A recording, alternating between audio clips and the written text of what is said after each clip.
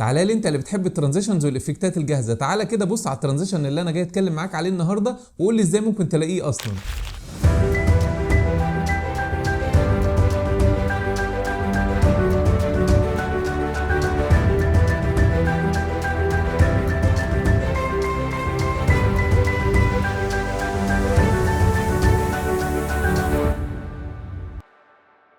عرفت بقى ان في ترانزيشنز وفي افكتات معينه لازم تعملها بايدك ومش ممكن تلاقيها على المواقع دي.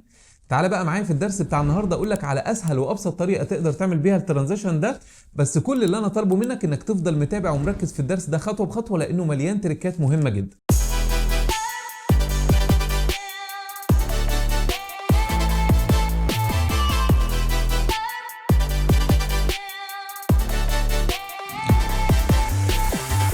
يا اهلا بيكم يا اجمد شباب. زي ما اتفقت معاكم في الانترو بتاع الدرس بتاعنا النهارده، الترانزيشن اللي انا جاي اكلمكم عليه النهارده مستحيل طبعا تلاقيه على اي موقع، لانه ده على حسب الفيديو اللي انت بتشتغل عليه هتعمل الترانزيشن بايدك، وده لازم تعمله بايدك، وهتشوف معايا دلوقتي ليه انا بقول الكلام ده.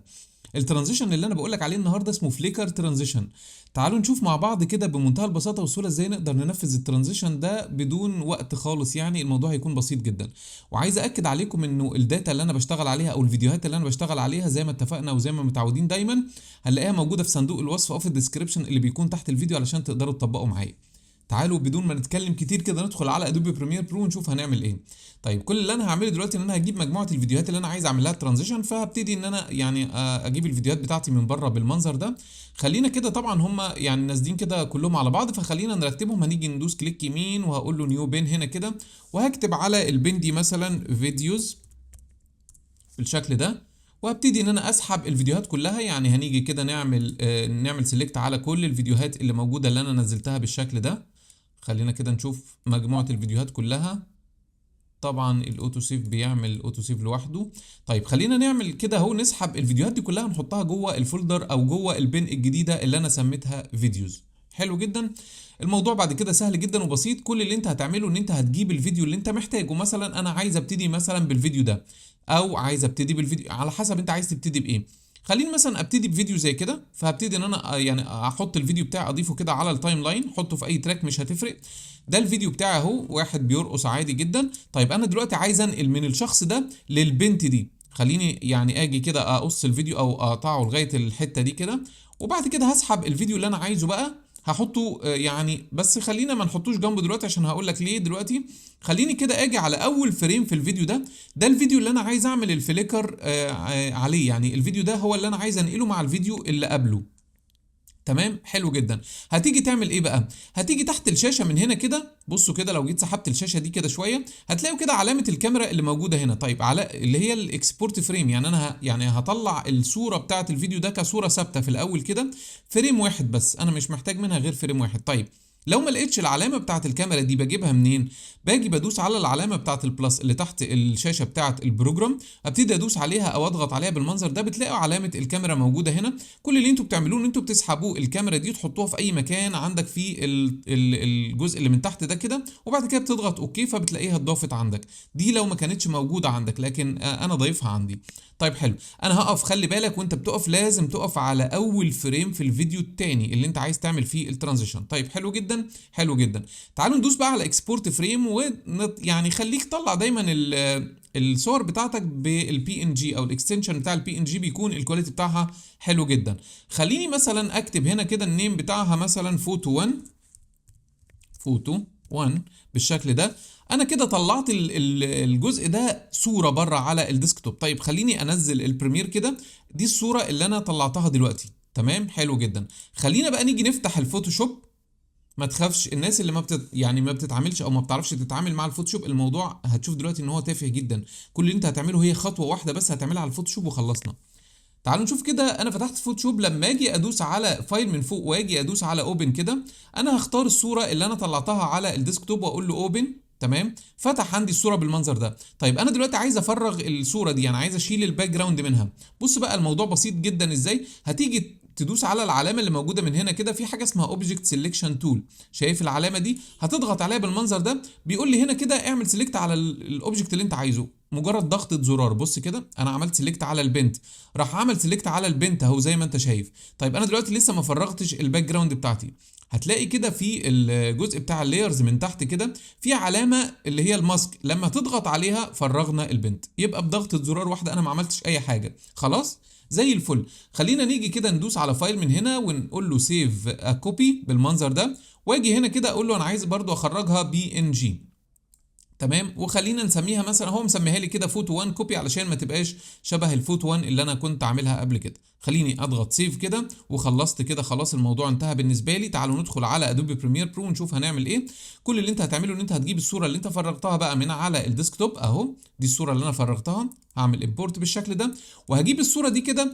انا دلوقتي لو جيت سحبت الصوره دي هتبقى المده بتاعتها كبيره. كنت شرحت في درس قبل كده التركايه دي، تركايه مهمه جدا. لو انت عايز تنزل الصوره بمده صغيره وانت واقف عليها في قائمه البروجكت عندك من غير ما تنزلها خالص، هتضغط كليك يمين كده وهتنزل تحت كده هتلاقي في حاجه اسمها سبيد وديوريشن، هتضغط عليها وهتيجي على الديوريشن وتكتب رقم 1 بس كده. انا خليتها فريم 1 وهدوس اوكي. لما اجي انزلها تحت هتبقى عباره عن فريم 1 بس. طيب انا نزلتها في الجزء ده كده، خليني اكبر، طبعا بحطها فوق الفيديو الاساسي الاولاني كده. تمام، حلو جدا حلو جدا. تعالوا نرجعها كده ورا. طيب انا هاجي بقى اتعامل بالفريمات، ودي حته مهمه جدا لازم تاخد بالك منها. بص كده، انا ده نهايه الفيديو الاولاني، انا دلوقتي عايز الفيديو التاني يظهر معايا عن طريق الترانزيشن اللي انا قلت عليه اللي هو الفليكر ده. فهروح راجع كده ورا فريم 1 بس، وهخلي الصوره دي هنا كده. تمام، بعد كده عد بقى معايا 1 2 3 4. هناخد الصورة دي كوبي كده، كنترول سي كنترول في او كوماند سي كوماند في على حسب الجهاز بتاعك. تمام، انا كررتها تاني هنا. بعد كده هنعد 4 1 2 3 4. طبعا انا ليه يعني بعمل كوبي على التراك اللي فوق؟ لان انا عامل سيلكت هنا على في 2 فبيعمل لي كوبي على التراك اللي فوق. لو ما عرفتش تعمل الفكره دي، الموضوع برضو بسيط جدا. كل اللي انت هتضغط عليه تضغط على الت او اوبشن وتسحب الصوره بتاعتك تحطها هنا. انت كده كررتها تاني، انا كده كررتها 3 مرات. 1 2 3. طبعا انا مشيت المره دي 3 لان انا كنت واقف عند بدايه الصوره، لكن لما اكون واقف عند النهايه كده انا بمشي 4. 1 2 3 4. تمام، بعد كده هدوس بيست مره تانية. يبقى انا كررت الصوره كام مره؟ 1 2 3 4 مرات. دلوقتي بصوا كده، لما اجي اعمل بلاي بصوا اللي هيحصل في الشاشه قدامي، هيعمل كده اهو. بس مش ده اللي كان حاصل. بص يعني انت ممكن اصلا تعمل كده من غير اي حاجه خالص، او لو انا جيت حطيت الفيديو بتاعي هنا كده، بص كده اللي حصل. لو جيت عملت كده هتلاقي ان الفيديو بتاعك اتنقل بالترانزيشن الخطير اللي انت شايفه. بس انا كنت عامل حاجه زياده شويه، تعال اقول لكم عليها. لما اجي هنا كده على الصوره الاولانيه دي، هاجي في الافكتس بتاعتي كده وهنزل على الفيديو افكتس وهنزل تحت كده. خلينا نختار حاجه اسمها بلور. طبعا كلنا عارفين ايه هو البلور، البلور العادي بتاعنا اهو. خلينا نختار كده حاجه اسمها جوسن بلور ونبتدي نضيفها على الصوره الاولانيه كده اهو. تمام، وابتدي ان انا اعمل بلور جامد على الصوره دي. يعني هبتدي ان انا اخليها تبقى مش باينه قوي كده، يعني يعتبر لون كده معين. شايف؟ خليها مثلا، يعني خليتها مثلا 500 ولا حاجه. بعد كده باجي ادوس على يعني بدور على افكت اسمه في ار كروماتيك. بكتب كده في ار كروماتيك بيطلع لي الفي ار كروماتيك بالشكل ده. ليه؟ هقول لك دلوقتي. حط الافكت بتاعك هنا. تمام، ما حصلش اي حاجه. تعالى عدل في الريد مثلا هنا كده، عندك ريد وجرين وبلو. طبعا ممكن تعمل كده علشان يبقى فيه لون كده ظاهر في الشاشه قدامك. ممكن تعدل في الجرين بحيث انه يبقى فيه الوان يعني ايه مختلفه كده. بص شايف؟ تقدر تزود وتقلل من هنا كده، فهيبقى الصوره عندك بالشكل ده. خلاص زي الفل. هنيجي نعمل بقى كوبي للافكتات اللي انا حطيتها في الافكت كنترولز اللي هو الفي ار كروماتيك مع الجوسن بلور ده. كنترول او كوماند سي واحطها على الصوره الثانيه كده اهو. كنترول او كوماند في. بس خلينا نقلل هنا كده بقى الايه البلور شويه. يعني بدل ما هو 500 نخليه مثلا 300 او 200. نخلي الموضوع يبتدي يظهر معانا شويه. يبقى الصوره الاولى كانت مختفيه خالص، بعد كده ابتدت تظهر شويه. نيجي هنا كده ندوس على كوماند سي او كنترول سي سوري كوماند او كنترول في علشان نعمل بيست. وبعد كده بدل ما هو كان في الصوره دي 200 نخليه مثلا 100. في البلور نخليه هنا 100. شايفين ابتدت تظهر ازاي؟ بعد كده هتيجي هنا كده تظهر خالص، وفي الاخر هتظهر بالشكل ده. او ممكن كمان نعمل بيست مره تانية ونخلي دي بدل ما هي كده نخليها مثلا 50 برضو زي ما احنا عايزين. ابتدت معالم البنت تظهر وبعد كده هتظهر بالشكل ده. شايفين بقى؟ بصوا لما اجي اعمل بلاي كده، شايفين فليكر مع الالوان اللي حصلت دي؟ هو ده الترانزيشن اللي احنا بنقول عليه. وعايز اقول لك لو انت عملت فول سكرين كده وحبيت تتفرج على الترانزيشن، طبعا الترانزيشن زي ما انت شايف طالع بشكل خطير جدا، ويعني الموضوع بسيط وسهل جدا. ومش بس كده كمان، انا عايز اقول لك ان انت هتقدر تحتفظ بالافكتات اللي انت عملتها دي كبريسيت علشان تقدر تستخدمها بعد كده. يعني مش كل مره تفضل تكتب في الارقام دي وتعدل فيها، لا انت احتفظ بيه وعدل في حاجات بسيطه بعد كده. طيب ازاي اقدر احتفظ بالكلام ده؟ كل اللي انت هتعمله هتضغط على اي صوره من الصور اللي موجوده اللي انت عامل عليها الافكتات بتاعتك، وهتيجي كده تدخل على قائمه الافكت كنترولز، هتلاقي ادي الجوسن بلور وادي الكروماتيك اللي احنا عاملينه او الفي ار كروماتيك.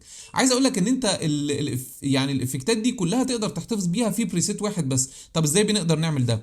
هتضغط على اي واحد منهم زي مثلا الفي ار كروماتيك، وهتضغط كنترول او كوماند، يعني هتاخد معاه الجوسن بلور كمان، وتيجي تدوس كليك يمين وتقول له سيف بريسيت هنا كده، وتيجي تسميه اي اسم انت عايزه. خلينا نسميه مثلا فليكر ترانزيشن بالشكل ده، وهنضغط اوكي. هتلاقيه على طول نزل عندك في البريسيتس بتاعتك. طيب خلينا نجرب كده. انا هلغي الافكتات بتاعتي دي، يعني هاجي اضغط على الكروماتيك هشيله كده، يعني خلينا نضغط عليه ونشيله، ونيجي هنا كده على الجوسن فلور ونشيله. يبقى دلوقتي بقيت الصوره عندي فاضيه ما فيهاش الافكتات بتاعتي. طيب خلينا نشوف كده الموضوع راح فين. هنيجي ندخل على الافكتس من هنا كده، وهندخل على البريسيتس، هتلاقي على طول عندك الفليكر ترانزيشن. لما تيجي تضيفه كده على الصوره دي هتلاقيه على طول ضاف لك الفي ار كروماتيك مع الجوسن بلور، والموضوع طالع بسهوله جدا، ويعني زي ما انت شايف كده. طيب بتمنى ان الدرس ده يكون عجبكم يا شباب. لو عجبكم يا ريت ندوس لايك على الفيديو ونشير الفيديو في وسائل التواصل الاجتماعي علشان الكل يستفيد. وكمان اللي لسه ما اشتركش في القناه ينزل يشترك في القناه ويفعل زرار الجرس عشان يوصلكم كل الفيديوهات الجديده. شكرا ليكم واشوفكم في درس جديد من دروس ادوبي بريمير برو.